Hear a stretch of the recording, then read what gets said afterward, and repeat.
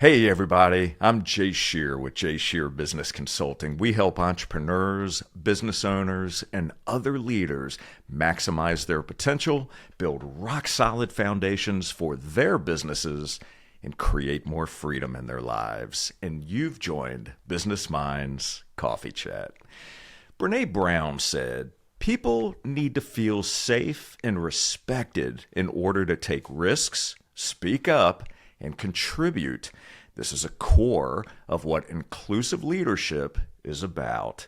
Well, on today's episode, we're going to delve into the topic of inclusive leadership, creating psychological safety, empathy in business, and more. My guest is a keynote speaker, leadership consultant, and advisor, and an award-winning author whose work focuses on inclusive leadership. She's a graduate of Tufts University with degrees in drama and French. I think we might have to talk about that one a little bit. She spent 30 years in the software industry in Silicon Valley, working for companies such as Adobe, Symantec, and AutoDesk. She was named in 2017 as one of the most influential women in Bay Area business by the San Francisco Business Times and as Business Role Model of the Year in the 2018 Women in IT Silicon Valley Awards.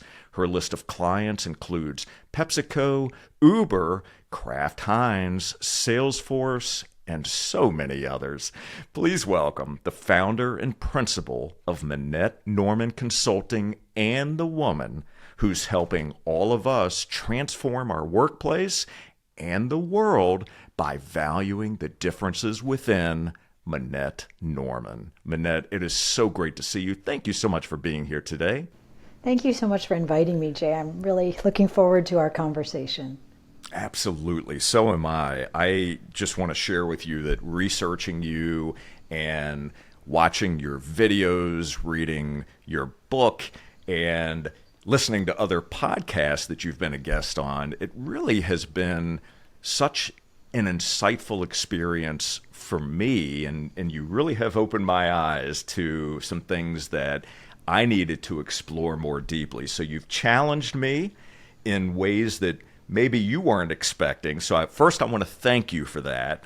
And just to let you know how excited I am about our conversation today. So let's dive right in. I thought that maybe a good starting point for us would be for you to share maybe a memorable or profound experience from your life and how that experience informed the work that you do today. That's a rich and juicy question. and there are probably many I could choose from. But Sure. I think I'll just pick one from when I was leading teams. I was leading global teams, and there was someone in my organization that I had a very hard time connecting with.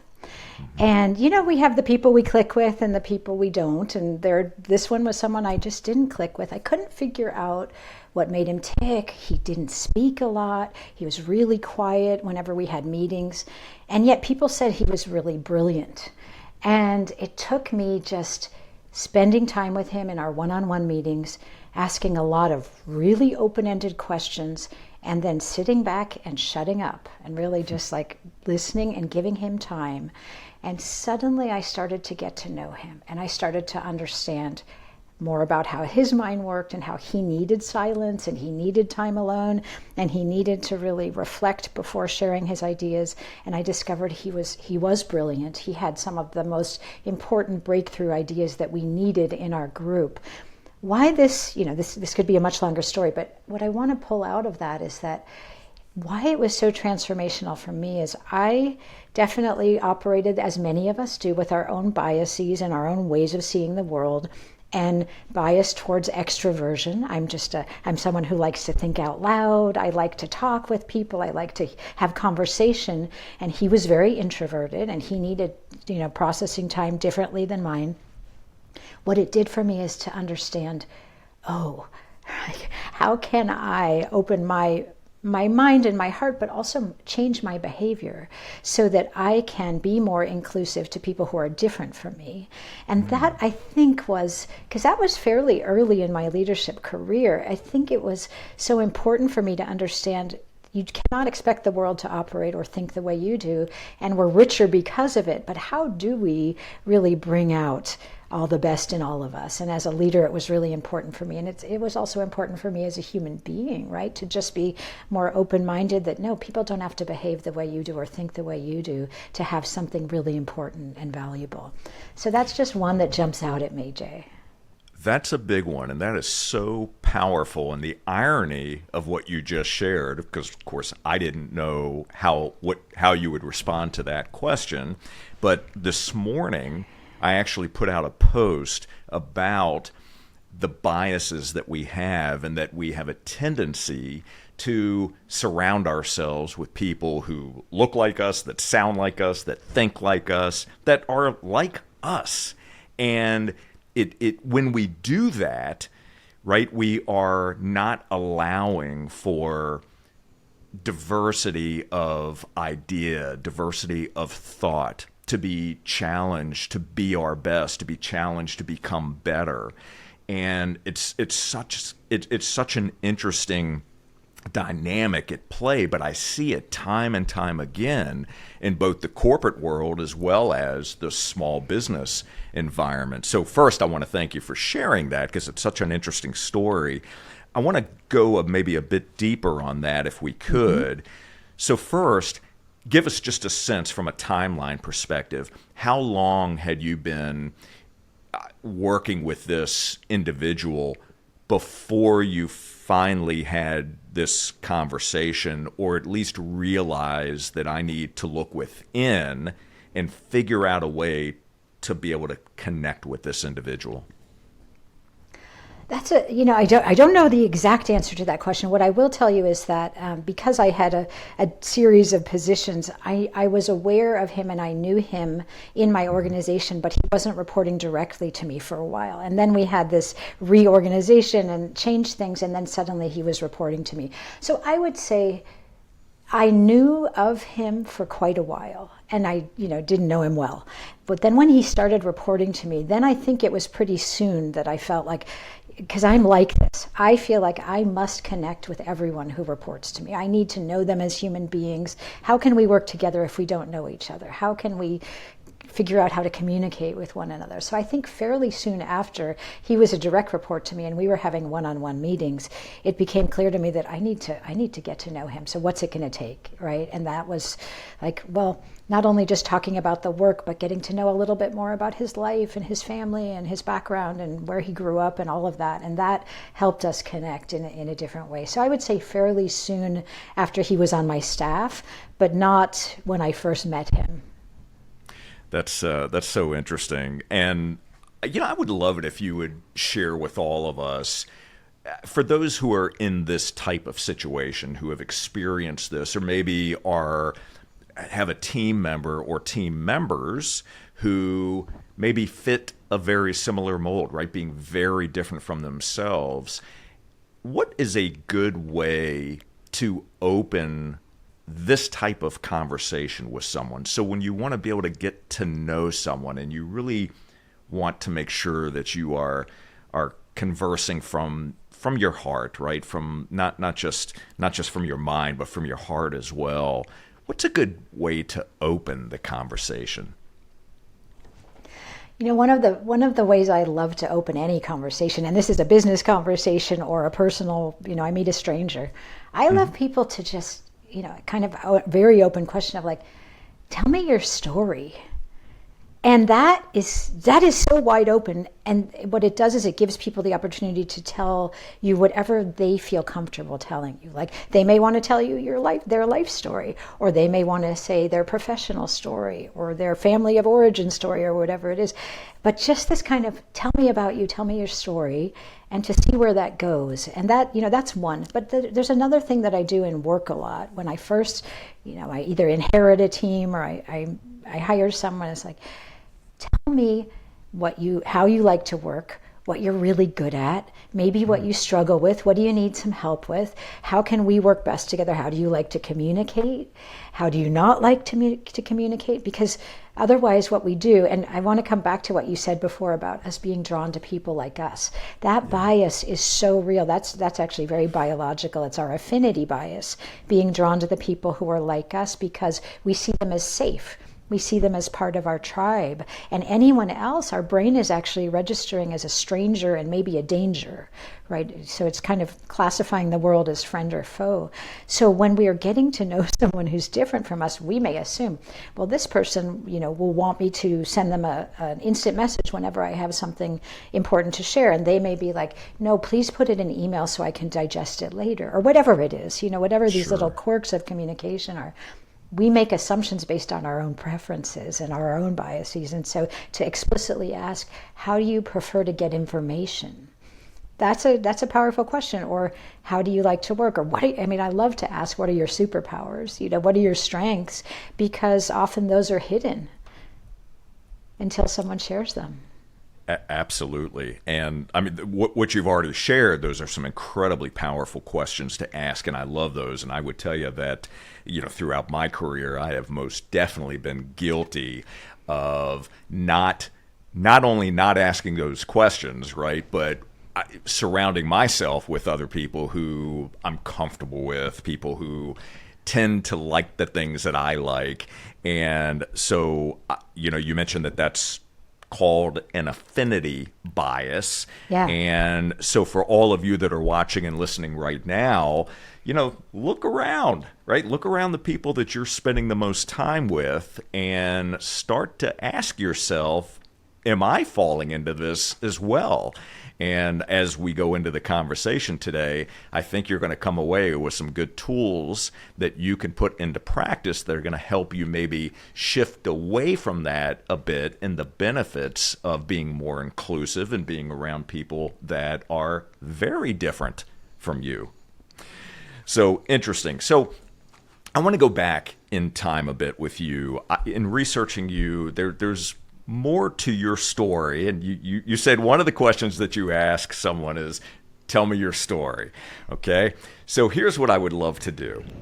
I would love for you to share with us how your upbringing, and I want to go back, right? I want to talk about your upbringing a bit. How did your upbringing shape the person who you are today, shape your beliefs, shape the influences you have, maybe provide some of the biases that you've experienced throughout your life, but talk a little bit about that upbringing and how it shaped you.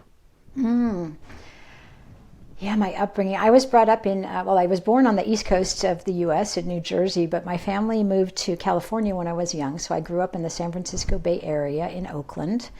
Okay. And I grew up to a family of first generation. My parents, my grandparents came from Eastern Europe. They were Eastern European Jews who immigrated to the U.S. So my parents were first generation Americans, Ashkenazi Jews. I would say a lot of that, the reason I bring it up, I'm not a religious Jew. However, there's something about that Jewish culture that was ingrained in me from a young age that, I experienced anti-Semitism as a very young child. A 6-year-old kid being called just a horrible name. And so there was this feeling of there's something about me that's different. I didn't think of that as being different, but I didn't grow up in a Jewish community. And so it was like, oh, what does it feel like to be other? I think that very young experience of experiencing anti-Semitism, and you wouldn't expect this in Oakland, California, but it was everywhere. It is everywhere, hidden in pockets. So there was this feeling of you don't quite fit in. That was there. And then my upbringing, my parents were very much, they were very liberal. They were very much about doing good work. Like my parents volunteered in the community. And I think that was ingrained in me that we are here to help others. And I have always, through most of my adult life, certainly, and still to this day, I feel a responsibility to give back. And I do a lot of volunteer work, and I always have. I think that comes from my upbringing. And also, I came from a family where we got to choose what I wasn't told I have to be a doctor or a lawyer or whatever. And I pursued a path that I really was interested in, which was, you alluded to it when you introduced me. I did study drama and French because I wanted to be an actor. In high school, I did tons of acting, and I went to Tufts and decided to have a double major in French, which I loved as a language, and in drama because I wanted to be a professional actor. And my parents encouraged me to do whatever I wanted, which was, a great thing. And so I did. And then beyond, so you asked me about my family of upbringing before. I won't get into the rest of the story yet. I'm trying to think if there's anything else. I have a brother. I'm the youngest. I have older brother and sister, and I'm really close to them. But what else of that is intriguing to you? I'll stop for a moment. Well, first of all, it's all intriguing. So I thank you for sharing that. So I want to talk about your grandparents for a moment. So yeah. Did you get to know your grandparents? Was it a close, tight-knit family? I only got to know really one grandparent, and that was my mother's mother, my bubby, because she would come and live with us for various periods of the year. And she was from Buffalo. When my relatives came over from Eastern Europe, most of them settled in Buffalo, New York. So she lived in Buffalo and then in Florida, and she would do the back and forth thing in the summer and winter. But then she would come stay with us. So I knew my one grandmother, and she was quite a character. She was a very strong woman. She had been divorced a couple times, which was unusual at that period of time, and she had her own business. She ran a kosher delicatessen in Buffalo, New York. Wow. Interesting. So as you think about your grandmother, Bubby, and the time that you were able to spend with her, what resonates with you if you think about maybe one just overarching lesson that you took away from her? What would it be? It's really clear to me. It's interesting because, she died, I think, when I was 12, but I will never forget something she used to say, and it was about speaking up. She, with her very heavy Yiddish accent, she used to say, somebody's got to tell them. But what that meant is you have to speak up and you have to say the truth. And I have never forgotten that. And although it has been sometimes hard to speak up in various times especially in my professional life, I have always had her voice in the back of my mind because I do believe that. I think that is such an important tenet that we speak the truth. Were there periods throughout your career where you had to make the hard decision not to speak up, whether it was due to fear, repercussions, just being uncomfortable? Yeah, for sure. I think I'm trying to think of specific examples of that, but I think it was there were some of them that were bigger than others, but it was more of a pattern of constantly weighing the pros and cons of speaking up versus not. So the risk versus reward. And this was especially true, I would say, interestingly enough, the higher I rose in the ranks of leadership, because my last 5 years in tech, I was a VP of engineering, and I reported to a senior VP, and everyone was a VP on the staff. So you're constantly jockeying of like, are you in the inner circle? Are you the outer circle? And I felt often that I was not in the inner circle. And dare I say this, will it get me ostracized, or will I be seen as, more, I don't know, contributing something important if I do speak up? And so it's all, and I think, being a woman also in a very male dominated space, it's hard sometimes to bring in a different voice, a different opinion. So I wouldn't say there was one thing I remember, but I just remember this pattern of thinking, should I say it? Is it worth it? Is it not? Okay. So in your mind, you were looking at those situations and really weighing the pros and cons of that, and does it make sense for me to do so? And if I do, what could potentially occur by doing so? Yeah, and Okay. I will tell you that I have a very vivid recollection of a time where I did speak up and this was at a senior leadership meeting, and I brought forward a question that was really important, and it wasn't, I didn't think it was particularly provocative, but it definitely triggered the CEO who was hosting the Q&A session, and he screamed at me in front of all my peers. And so I've had the experience of speaking up and getting completely shot down for it, and then having the feeling after that of, I will never speak up again. That's the problem with when someone gets triggered, and then and he later apologized and all of that, but the damage was done. So that's why I feel like that's a very memorable memory for me of like, oh, when I did speak up, and I didn't even think it was a huge question, but yeah. Yeah, that's a big one, because that could really, talk about a triggering event. I mean, that's a storyline that you can play over and over again, and would certainly, in many cases, keep others from ever stepping back up again, right? I'm just going to go to the back of the room. Exactly. I'm going to sit back there, and I'm going to keep my mouth closed. Totally. So from the CEO's perspective, and you said that the CEO later apologized. Did the CEO come to you and apologize after realizing that this was not the right way to handle a situation? Or did you go to the CEO and say, help me understand where that reaction came from, or what I could have done differently? What actually happened was neither of those two things. Okay. What happened is he got feedback from other people. So one of my peers, I thought incredibly courageous, actually raised her hand and said, I want to say something, and that is, I don't appreciate how you spoke to Minette, because you didn't let her even finish. So that was one piece of feedback, but he had also gotten feedback from a couple of other people. So I think it was extreme enough that other people spoke up on my behalf, so I didn't have to. Okay. Well, it's good that there was the awareness, and that someone was willing to step up. More than one person was willing to step up and make the point. And I would hope that CEO learned a valuable lesson and maybe taught them a much better way to be more inclusive, ask for suggestions and ideas, and be open, right? Be open to hearing different ideas and not shoot back. So great story. What an amazing lesson learned. So before we move the timeline forward a little bit, I just want to go back to drama in French, and really it's always an intriguing question, right?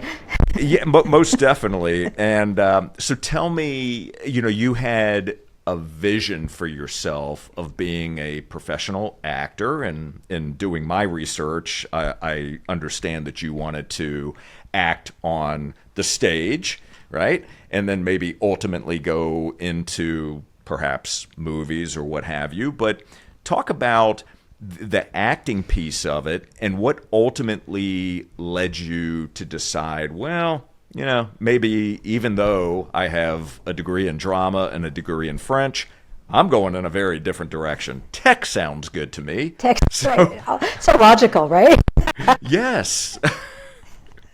Well, so yeah, I loved acting, and I acted through college, through high school and college, and then I got out, and I got out of college with no plan, except I was lucky enough I spent 1 year in Boston after college, and then moved to New York City, and got a job. My first job in New York was as a French teacher at a private school, and that was, thank goodness, through a personal connection.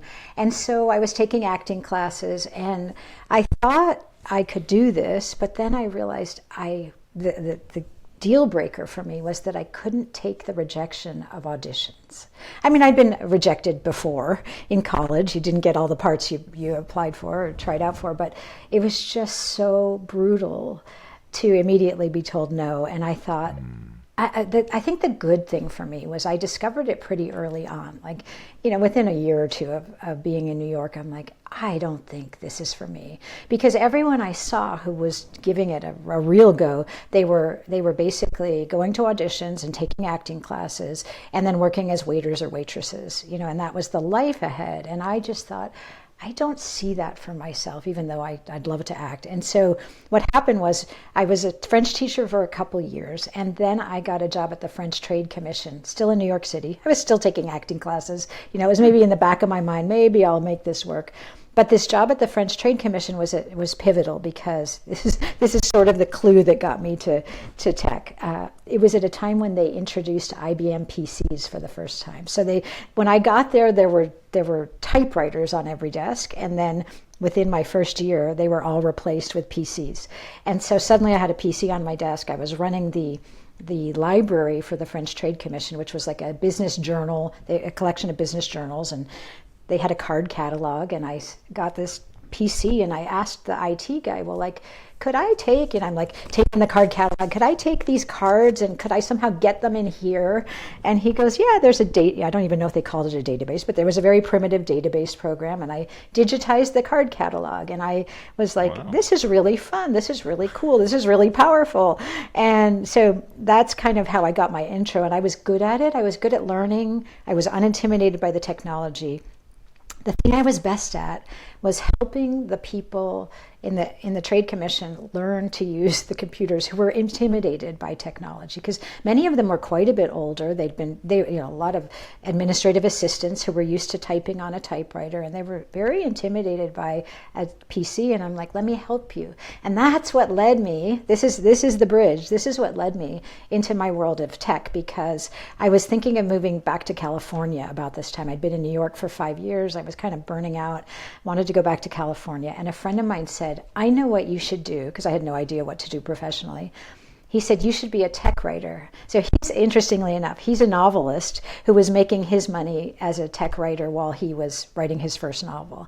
And he said, you'd be good at it because you're good with the technology and you could do this. So that's when I moved to California in 1988, and I got my first job in tech at Adobe in 1989 when they were developing version 1.0 of Photoshop.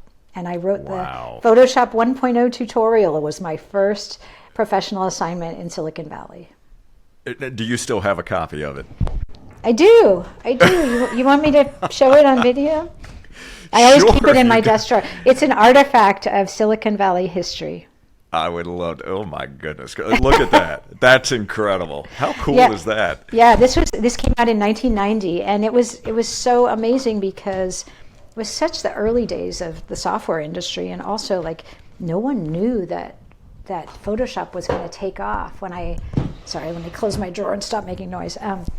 When I was trying to learn the software, and I was asking the developers, like the guys who invented Photoshop, John and Thomas Knoll, and I would ask them, like, what are people going to do with this? They said, we don't really know.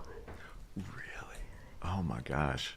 In some ways, it was technology. I mean, they knew that there were definitely solutions out there that they needed to, there was like color correction and color separation and digital printing and all those things. But they didn't know, that photographers were going to, they didn't know where it was going to go. They didn't know that it was going to become a verb, right, to Photoshop something. That is so interesting. And I think about how I use Photoshop today, and I'm an avid user of Photoshop, and it's an indispensable tool, and that's so amazing. And I'll tell you another funny, interesting connection. So to you and to the work that you did. So I know you worked for AutoDesk as well, and AutoDesk, of course, makes the product AutoCAD. Yep. And I was an AutoCAD user for probably 10 years on the architectural design side. And I started using AutoCAD, I want to say it was AutoCAD version 1.62, something like that, very early on. And so again, such a powerful tool. And I remember when they first got into 3D modeling, it's like, this is world shaking, right? We'd never seen anything like that before. It was truly phenomenal. So very interesting. So you're in tech then. You were in tech for 30 years.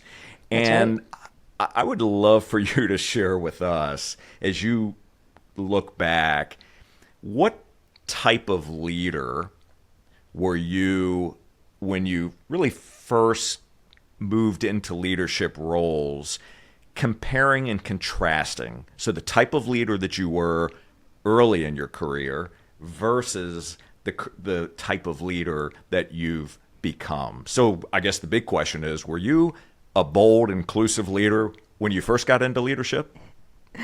Oh, I love that question. Well, I wouldn't have called myself that. I think when I first, and I think of like, I'm just going to go to assuming what you mean by leadership. Do you mean the first time I started managing people? Yes. Okay, yes. good. I want to, yeah, because I think that is leadership is whenever you are leading any team. And so my first role as a leader was leading a team of tech writers. And like many of us, I got promoted because I was good at doing something, right? I was a good tech writer. My manager said, you would be a good manager. She saw something in me. And suddenly I was leading like 6 or 8 tech writers. And so I don't think I was bold, maybe.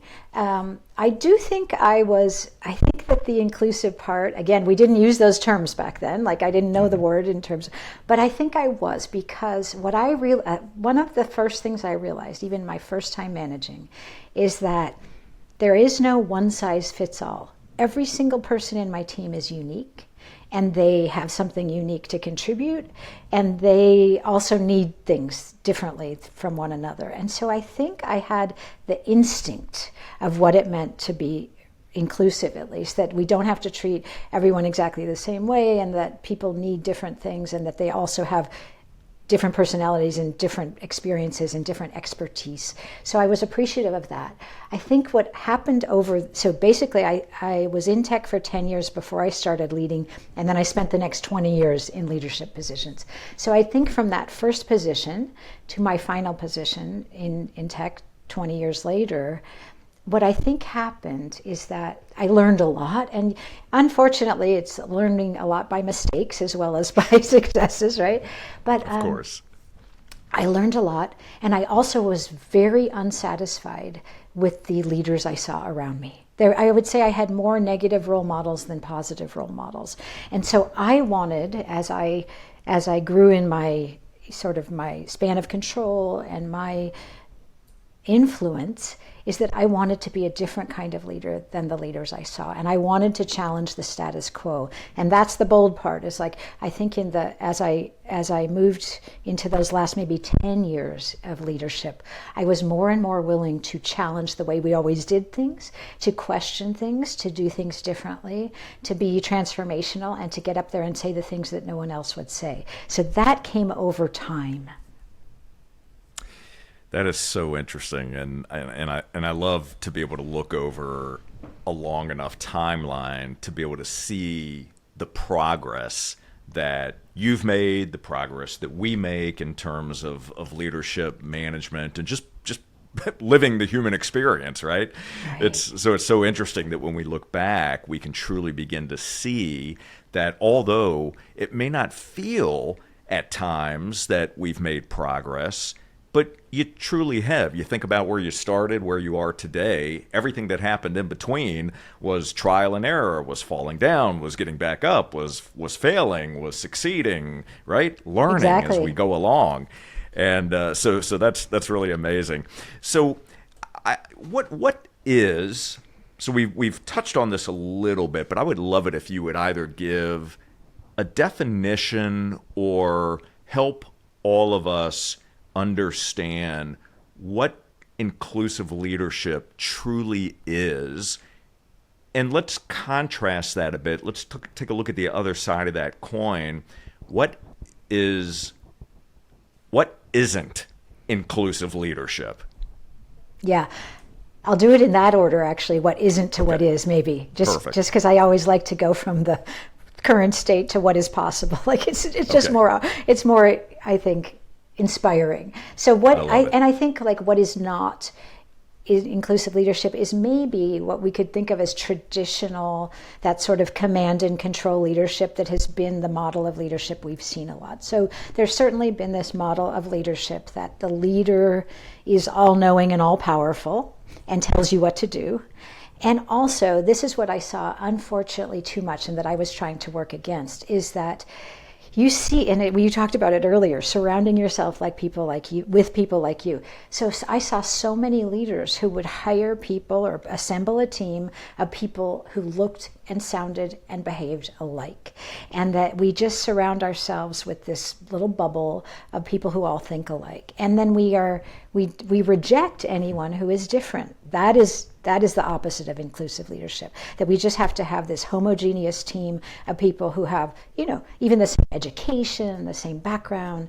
And that's why you get like all white male boards of directors or C-suites. We've seen that too much. Sure. What the other thing about that is that it's a little bit of having to agree with the leader. Like the leader says something and everyone nods and says, great idea. So let's contrast that with what I think of as inclusive leadership. Inclusive leadership is a leader who feels that they would be stronger surrounding themselves with people who have different skills than they do, different backgrounds, different ways of seeing the world, bringing them together and knowing that we all can learn from one another. And the leader can learn as much from their team members as the team members can learn from the leader and from one another. And that we have to create the conditions where everyone is free to speak and can share their ideas, even if they're wildly different. And they will not be kicked out of that inner circle. They will instead be welcome, and they will be thanked for saying, wow, that was an amazing thought. We've never thought of that. We need to consider that. And so there isn't the insider and outsider dynamic so much as a team dynamic. And that is hard, of course. You can't just say, this is a team. We have to actively cultivate the behaviors and the norms to make sure that this diverse team, as opposed to the homogeneous team, can work together. Excellent. So thank you for the comparison and the contrast there. That really helps give me a strong visual to work from, and also puts me in a position where I want to ask different types of questions. And I think about the clients that I work with, and I just looking around the different types of clients and industries, I see some inclusive leadership in some of those organizations, but then I also see quite a few that are still in the command and control side. You do what I say, right? Yeah. And I know it can be challenging to cross that chasm, but it's possible, and that's the great thing. And there's so many examples today of successful organizations that are inclusive, right? That have very strong inclusive leadership in place, and everyone feels that they are seen, that they're heard, that they have a voice, that their ideas and their thoughts and their perspectives matter. I mean, imagine, you see this every single day, but imagine from the perspective of a team member how powerful that is to work for an organization where you feel that your voice truly does matter, right? And that you can provide ideas that a team is willing to invest in and to grow through, and to, hopefully bring an idea to the market. I mean, what an incredible feeling that is. So could you give us maybe an example, a real tangible example of an organization that you view as one of those that has strong inclusive leadership, and where you see a strong and thriving culture as a result? I can't, it's so interesting because that sounds like a simple question. And yet it's really hard for me to answer because I don't see whole organizations often. Often I'm brought into a pocket of an organization. So I couldn't say, for example, I could say this, but I don't know if it's true. I could say, Uber has a different CEO. When Uber's changed CEOs, the culture really changed. And I have heard that. I worked with one of the executives within Uber, and I saw how she made a huge difference in her organization by truly focusing on creating a safe culture and creating an inclusive culture. So I would say that her team within Uber, for example, is really a role model. I don't know if the entire organization of Uber is. So that's just one example, one of my clients, okay, right? Because you mentioned that. And it's actually really hard to say that an entire large organization is inclusive. And the reason I push back a little on the question is that it comes down so much to individual leaders' behavior. So let's say the CEO and all of their direct reports have embraced creating a safe and inclusive culture, but it has to trickle down to every single individual manager in that organization. Because as you know, managers shape the employee experience for good or for bad. We know this, right? So even a first line manager who has 3 direct reports, if they are treating one of those direct reports more favorably than the other 2, those other 2 people feel that they don't count and that they're not included. So there are pockets, maybe there's like 90% of the company feels inclusive and then this pocket doesn't. So that's why I really focus in my work and in my book and in the work that I do with my clients on we have to have systems in place to be equitable and inclusive, and we have to check our own behavior as leaders every single day. That's brilliant. So then let's talk then about some of the characteristics, for lack of a better word, or those behaviors of an inclusive leader, because I want our listeners and those that are watching right now, I want them to think about these, and I want them to be able to reflect on their own behaviors to see whether do they line up with what an inclusive leader looks like. So maybe let's start there and share some of those key characteristics.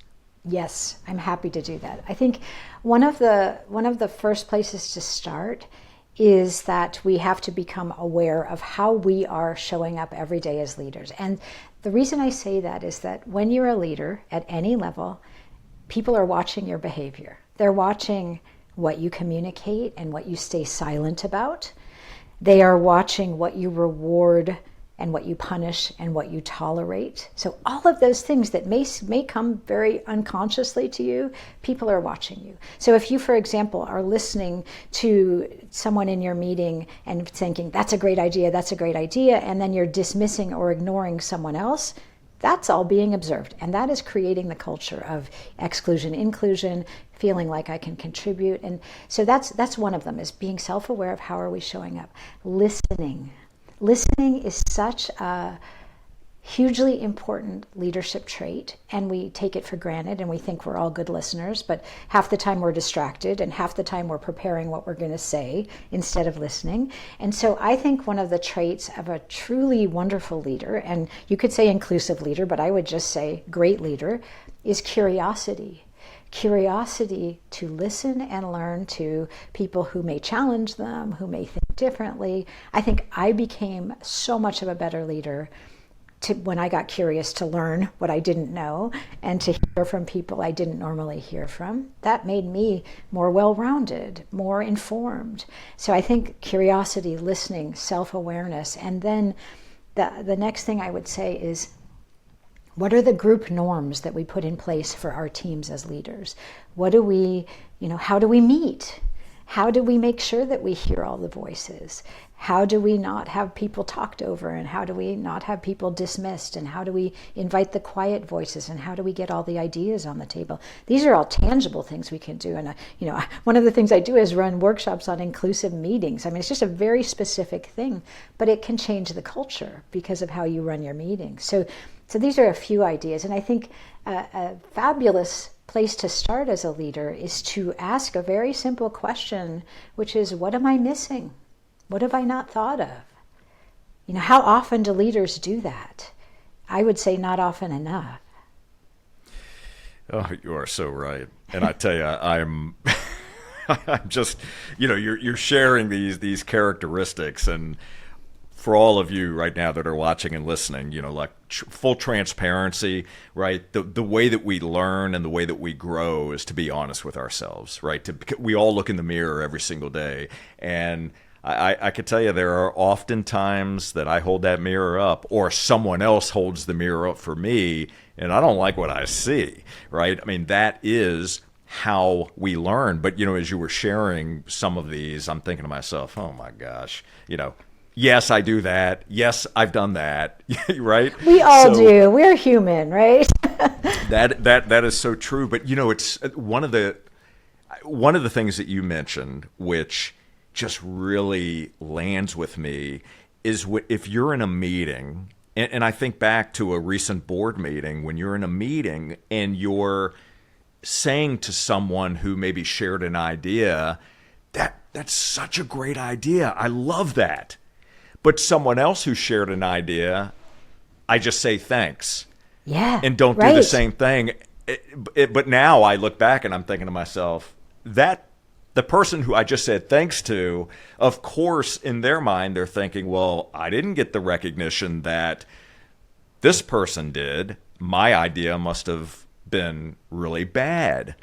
Or maybe I won't share an idea next time. Exactly. And exactly. Woo! Someone once told me, and this I thought was really important, often, like, let's say you're doing a Q&A, you did a talk and you do a Q&A session, and then people ask questions, and it's so tempting to say, what a great question. But if you don't say it to everybody, that's exactly what happens. Then I feel like, oh, was that a stupid question? She didn't say what a great question. So I've tried to get out of that habit of what a great question, what an interesting question, unless I do it consistently. Interesting. Okay, so what do? Do you just not say anything but respond to it? Or if you decide that I'm just going to say that for everyone, that you do that. So what is your approach? I generally try not to give it a qualifier as good or bad or interesting. Okay. Sometimes I will say I need to think about that if I do, and that's just me thinking, but I try not to say great question unless I deliberately say it for everyone. That's perfect. And I also love the question that you posed at the end, which is, what am I missing? My gosh, what a powerful question to be able to ask.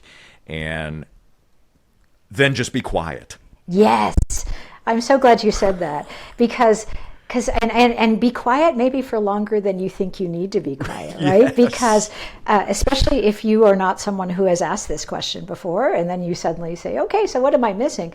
What everyone's doing is they're going, does she really mean it? Dare I? Like, okay, who's going to go first? I don't want to go first. So like, there's all this going on and there's silence. And so just be okay with the silence. Yesterday, I actually did a workshop, a virtual workshop, and I had asked a question and no one spoke up.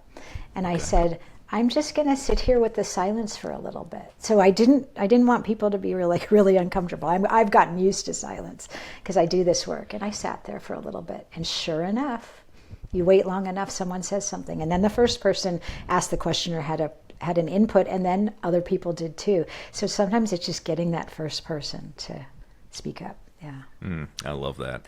So let's touch on psychological safety, because psychological safety, first, it's a big part of the work that you do, but it really undergirds everything that you've been talking about.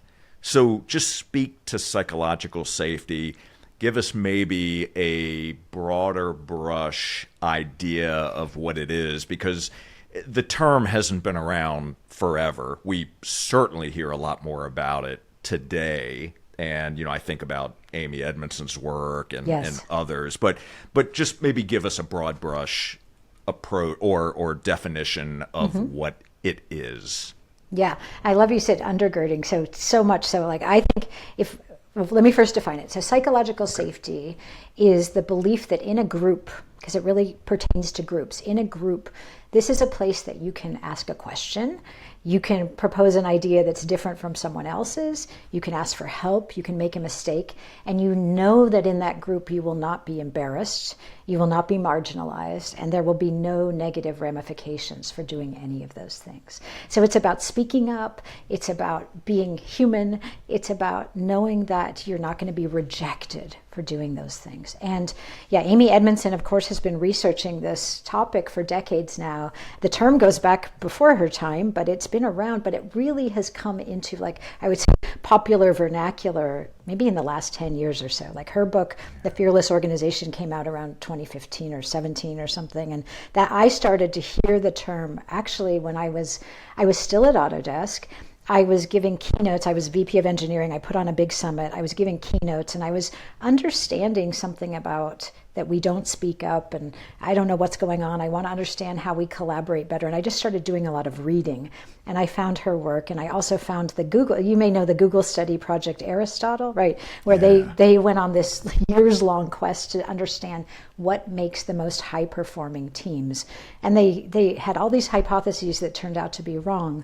And they found that unless the most important thing was having this foundation of psychological safety, how people work together in groups, and then other things matter. But if you don't have that, nothing else matters. And so for me, in the work that I do, I do believe that psychological safety is foundational to creating an inclusive culture, and that if people don't feel that they can speak up, then they don't get to this feeling of, I am truly included for who I am uniquely. And instead what happens, and this is what I've seen so much, and honestly, it's very tempting, is that we mask who we really are. We conform to the group norms and groupthink because it's so, the tax is too high if we don't do that. Because there's just this peer pressure and there's this conformity pressure. And it can be hard and courageous and exhausting to be the one who is constantly saying, well, have you thought about this? Or I see this very differently, right? That is so true. And we see that, bear with me one moment, I've got a cough coming. Mm-hmm. I can feel it bubbling up. Bear with me just one moment. So we see that in all walks of life, right? We see it in business, we see it in politics, we see it in our personal lives, we see it everywhere when we're paying attention to it, right? When our eyes are open. And, you know, I'm not going to go down the path of politics, but only to say that if you think about what happens on social media, if you think about what happens in the conversations that we have, and also surrounding ourselves with the people that are like we are, that think like we are, that's where groupthink really begins to highlight and take shape and really take on a life of its own. And until you see it, right, until you realize it, it can be very difficult to pull yourself back, right, to pull the lens back far enough to realize that this is happening to me, right? And the only way to really change it is to break out of that group and start to introduce different ideas, different people, different philosophies, things that are going to challenge you and challenge your own biases and challenge your own thinking. And I got to tell you, that is not comfortable. No. It is not comfortable if it's not something that you've done before. And even if it is something you've done, it can be uncomfortable because you're being challenged with something that maybe you have believed for your entire life. And until you're willing to be open to say, tell me more. Tell me more about that. I would love to know your thoughts around that. Help me understand where your perspective and position is coming from, because I want to learn. Yeah, and I love that you said uncomfortable. It's one of the characteristics that I talk about in becoming a boldly inclusive leader. You are going to have to get uncomfortable, and you're going to have to be willing to just know that, first of all, I'm not an expert in everything. Second of all, I'm going to be challenged. I'm getting out of my little bubble, right, of like being with just people like us who don't challenge us. And it's a little bit of like stepping into the unknown. And I think it can be a little scary, and it's so worth taking that step. It's so worth it. Right there. Yeah. That's so important to remember. It is so worth it. So take the risk, take the chance, right? Start to look at your circle of people and start to add people that are going to bring different perspectives and ideas to the table. So I would love it if just very briefly we could talk about the things that bold, inclusive leaders do. And let me give you a few that I would love for you to maybe talk about a bit more, maybe unpack just a bit here. You talked about embracing discomfort, right? That's certainly one of them, and that's a big one. We talked about creating psychological safety, that really undergirds everything else that we're talking about here.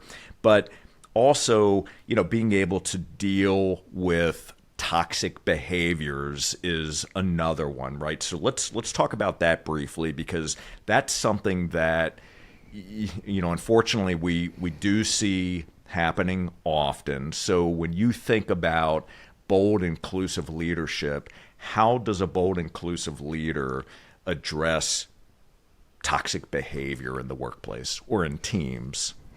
Yeah, I mean, I think that's where we have to have a really no tolerance policy, because the problem with toxicity and toxic behaviors, and I have definitely been a victim of that, is that it is destructive. It is so destructive. And it is destructive not just to the maybe one person who is a victim of toxic behavior, it's that everyone else observes it. and it becomes normalized.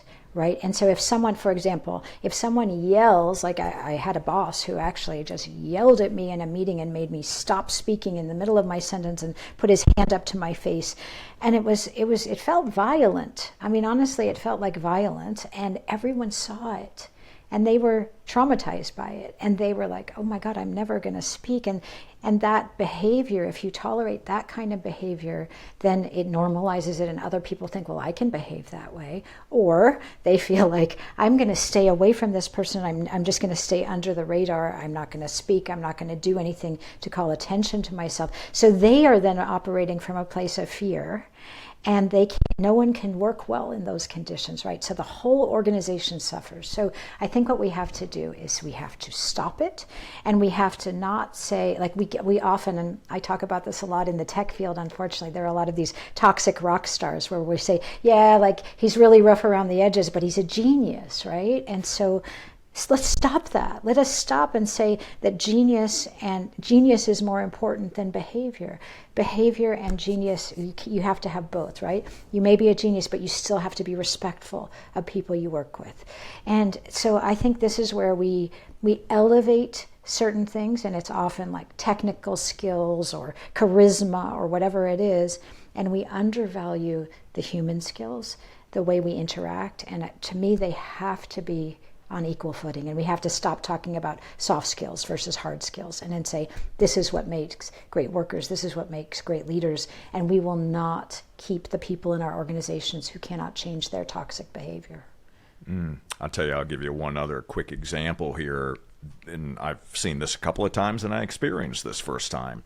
There was a company that I was involved with that had an absolute rock star as a salesperson, posting very strong results. The problem was that this salesperson had a very toxic behavior, was really a cancer within the sales team.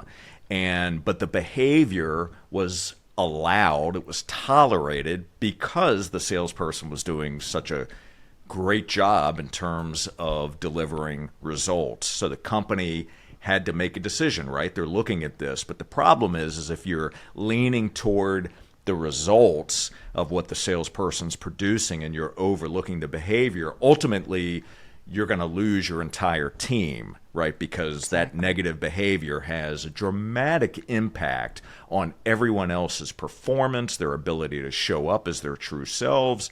And so I love your point there, no tolerance policy. I think that's a powerful one.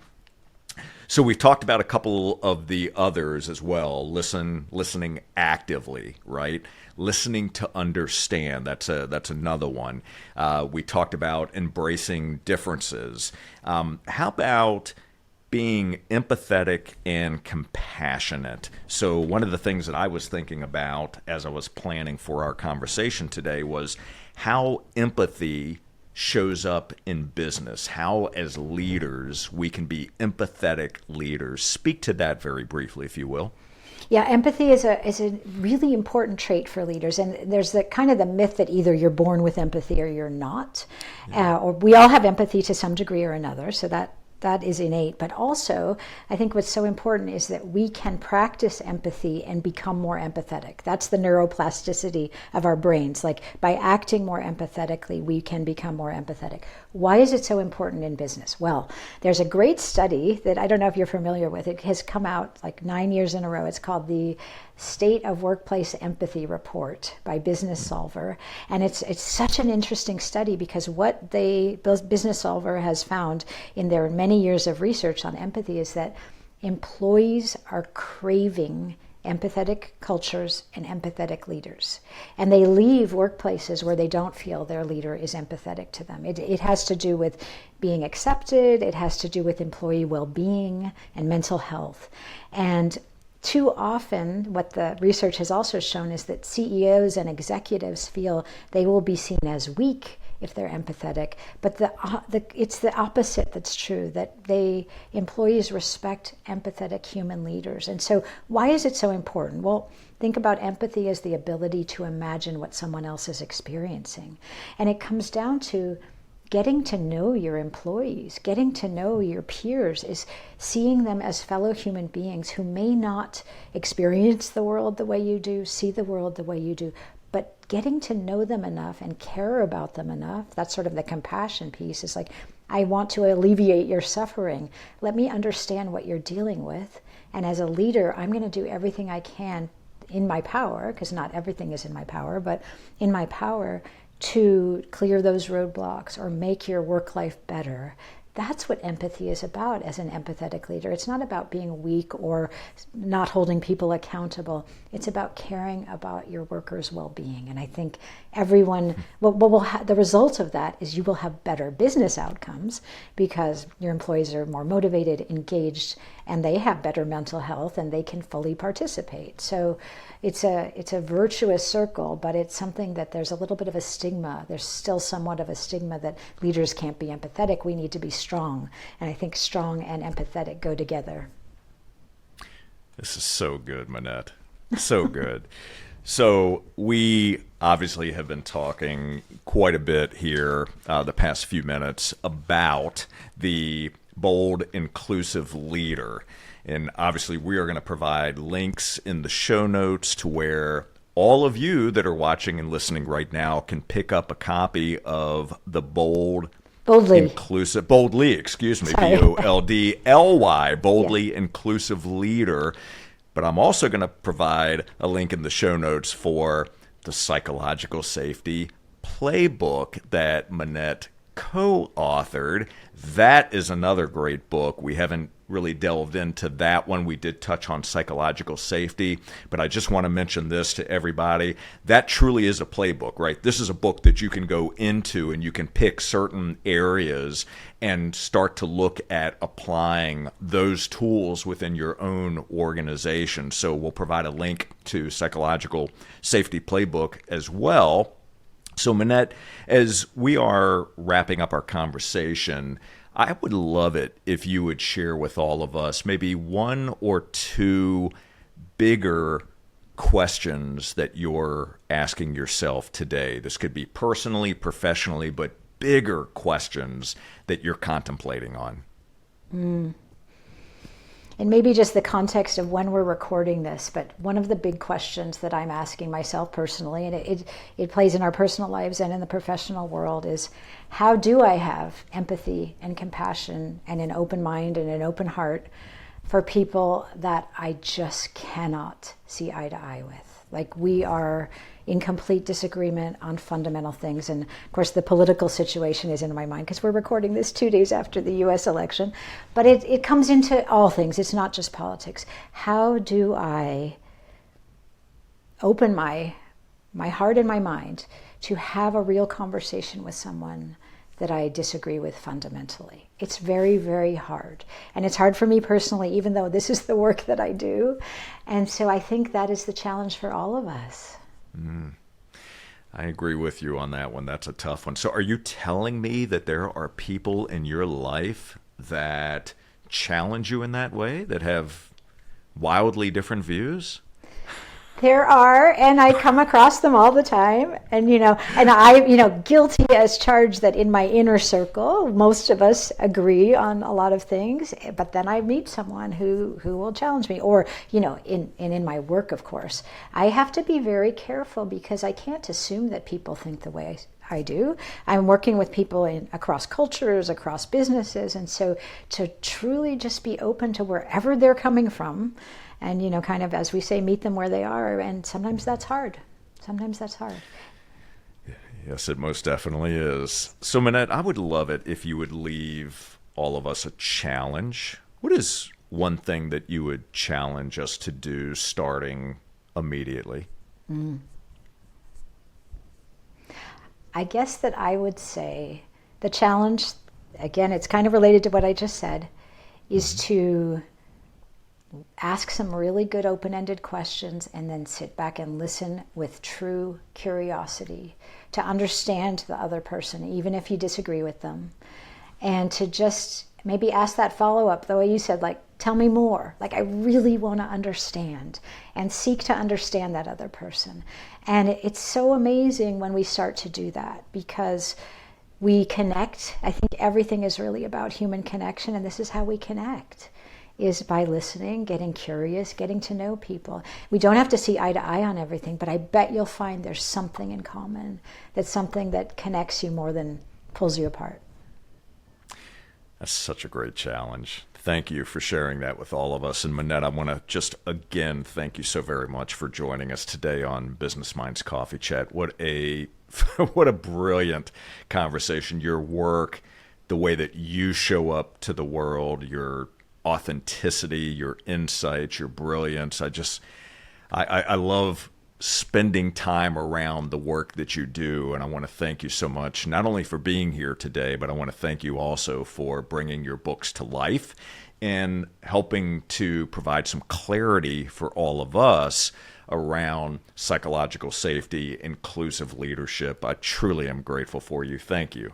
Thank you so much for having me. I truly enjoyed our conversation, Jay. As did I. And for all of you, I want to thank you so very much for joining us today and for watching and for listening. And I do have a quick favor to ask. Would you please take a moment to subscribe, rate, and leave us a review on Apple Podcasts? That helps us expand our reach and continue to attract amazing guests just like Minette. And to listen to more episodes, all you need to do is visit jscherbusinessconsulting.com, click that podcast button. And until next time, my friends, keep learning, keep growing, and run to pick up a copy of The Boldly Inclusive Leader and make sure that you apply the lessons that you learn. And we'll see you on the next Business Minds Coffee Chat. Take care, everybody.